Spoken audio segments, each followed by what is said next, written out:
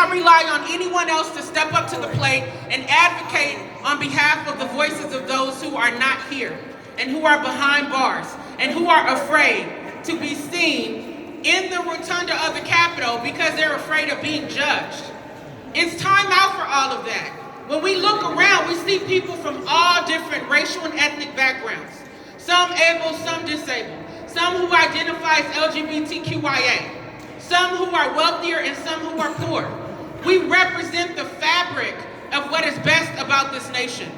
And it is because of that that we have to stand up, we have to rise up, we have to fight back until we see change. Yes, we can!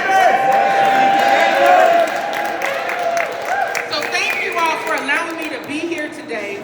It's an honor and a privilege, and know that I stand with you, and I will continue to speak the truth until there is no breath left in my body. Thank you.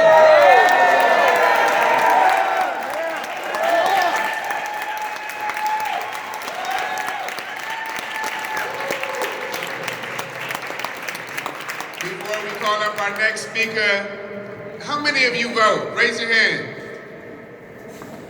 I'm seeing some arms down. That's not going to work. All right. The next, well, first of all, I would consider all of you freedom fighters or potential freedom fighters. I saw the majority of hands go up when we talked about who's been a victim of prohibition. You're here today to fight back. So I thank you. Give each other a round of applause. Each one of us in here represents thousands of people who are afraid to come out, and they have good reasons. But our next speaker is Representative Tina Liebling. She introduced House File 2714, which is a full legalization bill that would propose a constitutional amendment. Now, unlike the 8 states that have full legalization for adult personal use, Minnesota is not an initiative state. We cannot create a petition that's going to put the question on the ballot. But if our state legislature were to pass an act proposing a constitutional amendment to the voters, we would get a chance. Yeah. Tina Liebling was the first legislator who proposed this, so please give her a rousing round of applause. This is our champion.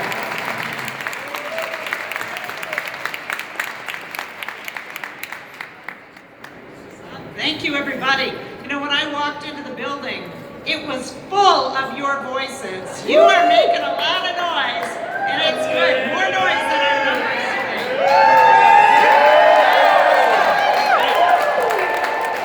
So I'm so glad that you're all here. It's really hard to follow the Kima Levy pounds. You know, that is really a tough thing. And I wanted to ask you, not how many of you vote, but how many of you have the legal right to vote? How many in this room could vote? All right. And how many in this room know at least 2 or 3 people who could vote? Yeah, okay. So, you know, change is coming.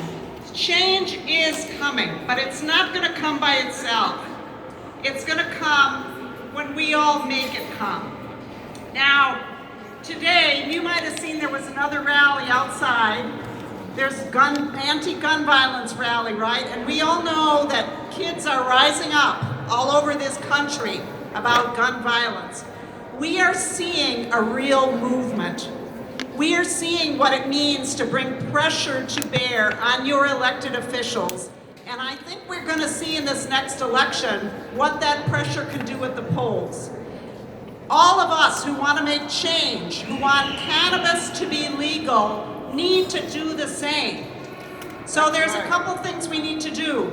One is, you all need to talk to the people that are on your ballots, or going to be on your ballots in November, especially your state representative candidates. And go to them, whatever party they're in, and get them and talk to them about legalizing cannabis. And tell them that you will not give them your vote if they won't give you their vote.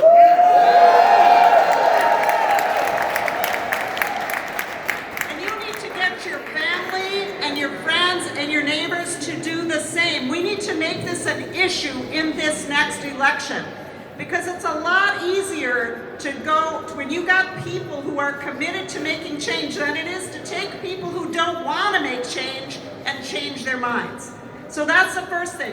We've got an opportunity coming up this November, and we need to make sure that we elect people, and especially that we re-elect a majority party that will bring up the issue. Because if you don't have that, we're not going to get change. And then the second thing is, you can't stop there. You've still got to do the organizing and the rallying. You've got to be here at the Capitol. You've got to be on the steps. You've got to be talking to the people who are elected and telling them what this issue is about. Because